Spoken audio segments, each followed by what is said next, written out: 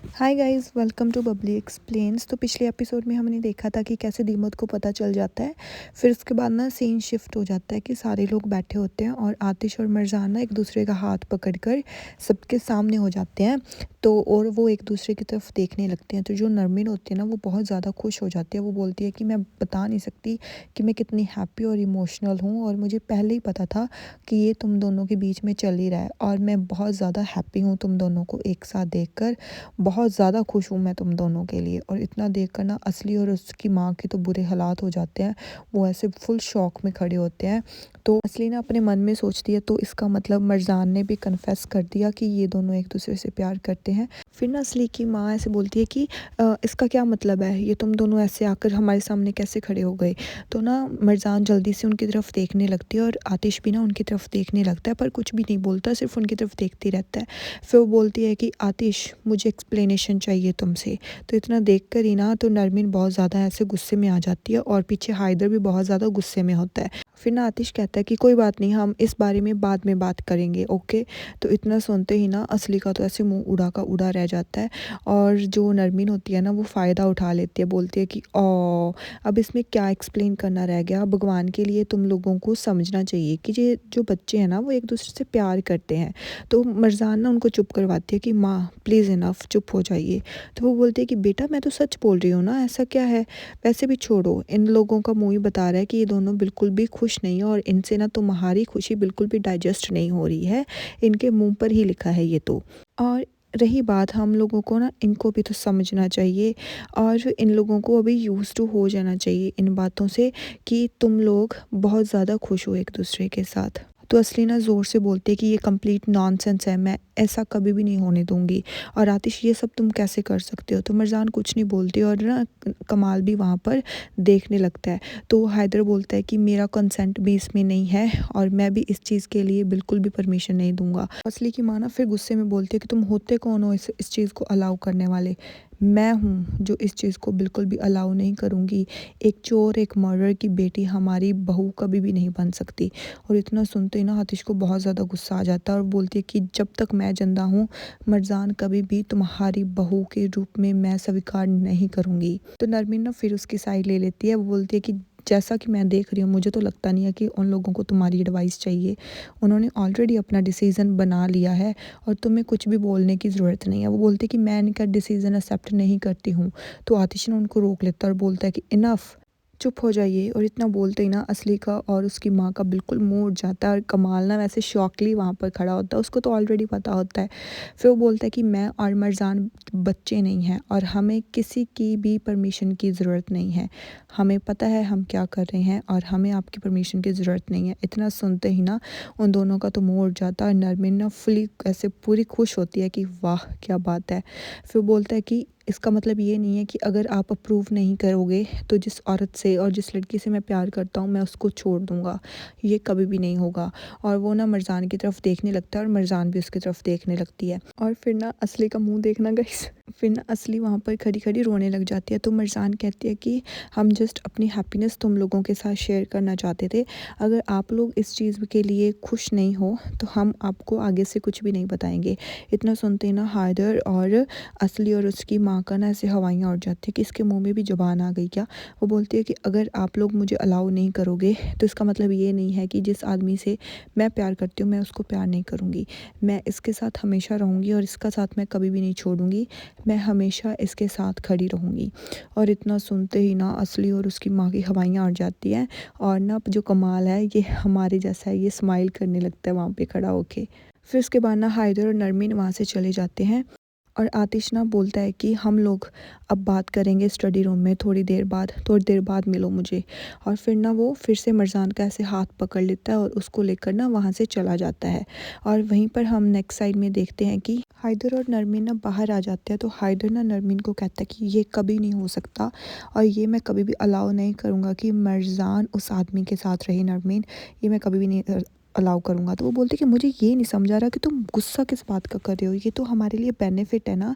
अगर मरजान उस आदमी के साथ सेट हो जाए, तो हमें तो बहुत ज़्यादा फ़ायदा होगा ना।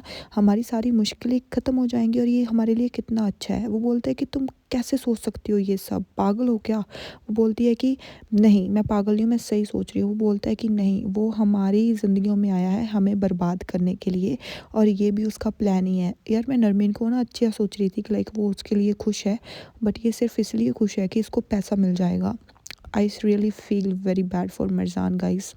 तो नरमीन कहती है ना मुझे कोई परवाह नहीं है और मैं तो बहुत ज़्यादा खुश हूँ कि अगर मरजान उस आदमी के साथ रहेगी तो हमारी मुश्किलें बहुत ज़्यादा कम हो जाएंगी और हमारे पास सारा कुछ जो भी हमारा गवा दिया था हमने, वो हमारे पास आ जाएगा। और इतना कहकर ना वो वहाँ से चली जाती है और हायदर ना बिल्कुल भी ऐसे खुश नहीं होता और वो ये सोच रहा होता है कि आतिश तुम करना क्या चाहते हो, मुझे पता है कि ये सब तुम्हारा प्लान है और तुम इलुल की कब्र पर क्यों जाते हो बार बार, ये सोच सोच कर ना मेरा दिमाग ख़राब हो रहा है। तभी ना वो फिर से अपना फ़ोन बाहर निकालता है और फ़ोन ना मिलाने लग जाता है, किसी से बात करने लगता है। तो वो हमें नहीं दिखाया जाता। फिर उसके बाद ना वो फिर से अपना फ़ोन निकालता है और वो फ़ोन फिर से फ़ोन पे बात करता है। तो वहाँ पर एक आदमी बोलता है कि हाँ भाई बोलिए। फिर वो बोलता है कि मैंने तुम्हारे पास एक लड़का की बात की थी जिसका नाम था ताहिर, क्या तुम्हें वो याद है? बोलता है कि हाँ हाँ मुझे याद है। तो वो बोलता है कि वही लड़का ना जैसे तुम लॉक करके रखते थे बेसमेंट में। तो हैदर कहता है कि हाँ वही लड़के की बात कर रहा हूँ। तो तुम श्योर हो कि वो मर चुका है? तो वो बोलता है कि हाँ वो मर चुका है, मैंने तुम्हें ऑलरेडी 2 बार बताया था। जब उसकी बहन की डेथ हुई थी तो उसको भी किसी कार ने टक्कर मार दी थी और वो वहाँ पर तड़फ रहा था और उसकी बॉडी बिल्कुल भी मूव नहीं करने लगी थी, वहाँ पर उसकी सांसें भी नहीं चल रही थी और ये सब मेरी आंखों के सामने हुआ है और मैं तुम्हें झूठ क्यों बोलूँगा। उस लड़के की कोई आवाज़ भी नहीं थी और कोई भी सांस नहीं चल रही थी, इसलिए मैं श्योर हूँ कि वो मर चुका है। और वहाँ पर वो लेटा हुआ था लाइफलेस और उसको कोई भी उठा नहीं रहा था और वो बिल्कुल ऐसे था कि वो मर चुका है, तो ऐसा कुछ नहीं है। वो बोलता है कि ठीक है। फिर वो बोलता है कि क्या हुआ? वो बोलता है कि मैं तुम्हें बाद में बताता हूँ क्या हुआ है क्या नहीं और मैं तुम्हें बाद में कॉल करता हूँ। फिर ना फ़ोन कट करके हैदर सोचता है कि अगर ताहिर मर चुका है तो ये आतिश कौन है?